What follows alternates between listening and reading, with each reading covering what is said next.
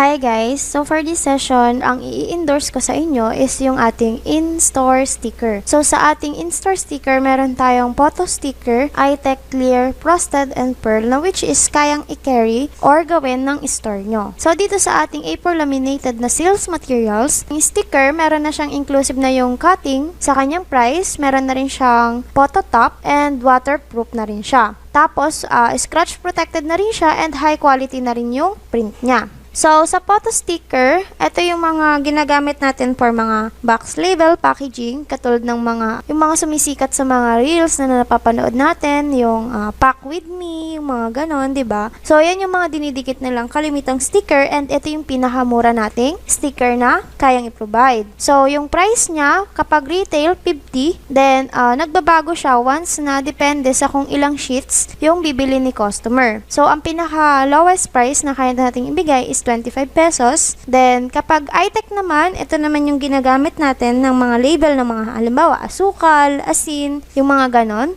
So, ang retail na 75, then nagbabago din siya ng price, depende sa kung ilang piraso yung bibilin, and ang pinakamurang price natin is 35. Then, yung clear sticker naman natin, ito naman yung ginagamit natin or madalas nating i-endorse kung ang pagdidikitan nila is yung mga, halimbawa, milk tea cups, yung mga ganon. Pwede natin tong i-endorse, itong clear. Yung retail price niya is 75, ang pinakamababa nating price na pwede ibigay is 35. Basta check nyo lang yung price range ng sheet na bibili ni customer para alam natin kung saan natin ipapasok or magkano natin ibibigay yung price niya. The next, yung frosted. Yung frosted naman, ito pwede natin i-endorse to once na yung pagdidikitan ni customer, yung mga chili garlic, yung mga ganon, di ba? Mga jars na mga coffee, ganon. Pwede natin to i-endorse. So, ang retail natin, 75 din. Ang pinakamura is 35. Then, ayun din yung prices niya. Depende sa breakdown kung ilang sheets yung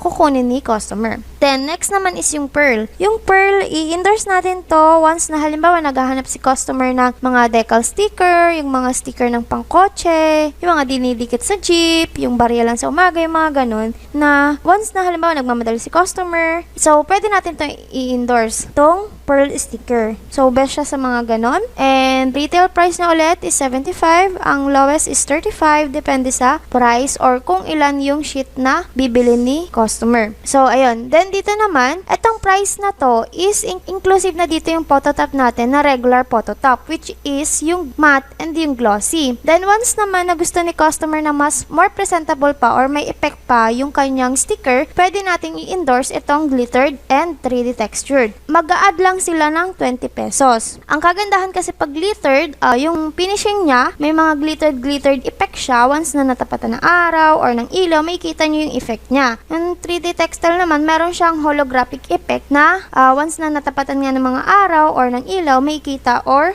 mas presentable siya kapag may ganong photo top. Yun yung purpose ng photo top natin. So, sa delivery naman, meron tayong delivery charge na 100 kapag within 5 kilometers lang. Clear up yun kay customer, yung 100. Ngayon, kung sobra doon, halimbawa, 125, yung 25 pesos, shoulder na ng store. So, bali, ang sisingilin lang natin is 100 kay customer, pero yung 25 kay store na. Kapag long distance naman, 200 yung rate natin. Then, kapag ang purchase ni customer is worth 500 na sticker or 500 pesos, delivery na natin sa kanya is free. So, yun yung sa delivery charge natin. Then, meron din tayong mga available designs and shape kapag yung sa store or ganito yung bibili ni customer. So, meron tayong yung mga ganyan, rectangle, meron tayong mga pre-cut, yan. So, once na halimbawa walang design si customer, wala pa siyang idea kung ano yung gagawin niyang logo, pwede natin tong isuggest. So, dito naman sa part ng quality, ang gagawin nyo dito is, diba, ipiprint nyo to.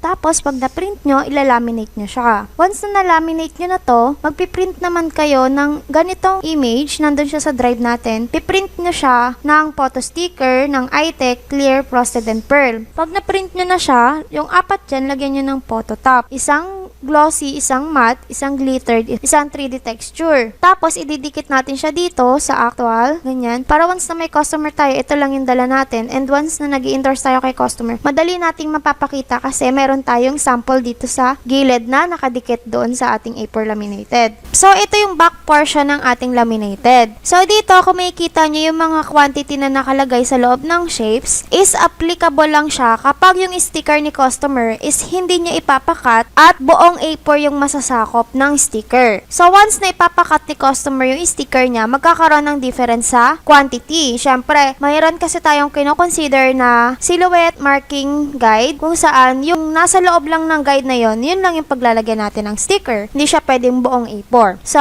itong oval, ang pinakamarami natin malalagay kung 2.5 by 1.3 inches yung shapes na oval is 17 pieces. So, sa pinakamaliit naman sa illustration natin, 108 pieces kaya. Kapag circle naman, ayan, meron tayong proportion na 2.5 inches. 8 pieces yung kaya. Kapag 1 inches, 54 pieces. Square, so 6 pieces sa 2.5 proportion inches. Ang pinakamaliit natin na 1 by 1 inches is 54 pieces ang kaya. Dito naman sa shapes na to, kaya natin i-carry yung 18 pieces na 3 by 1 inches. Pag 1.5 by 0.5 inches naman is 68 pieces yung kaya. Dito naman sa part ng rectangle, sa 3.5 by 2 inches, 8 pieces yung kaya. Kapag 1.5 by 1 naman is 36 pieces yung kaya. So, as you can see, nagbabago yung quantity niya depende sa size na order ni customer. So, ito is guide lang to na if ever ganito yung shapes na kukunin ni customer, kaya natin siyang illustrate ng gantong pieces. Pero if hindi siya A4 at ipapakat siya ni customer, magkakaroon ng variance. So, yun lang yung ating A4 laminated ng sticker. Make sure na meron kayong print out neto. So, yun lamang. Thank you.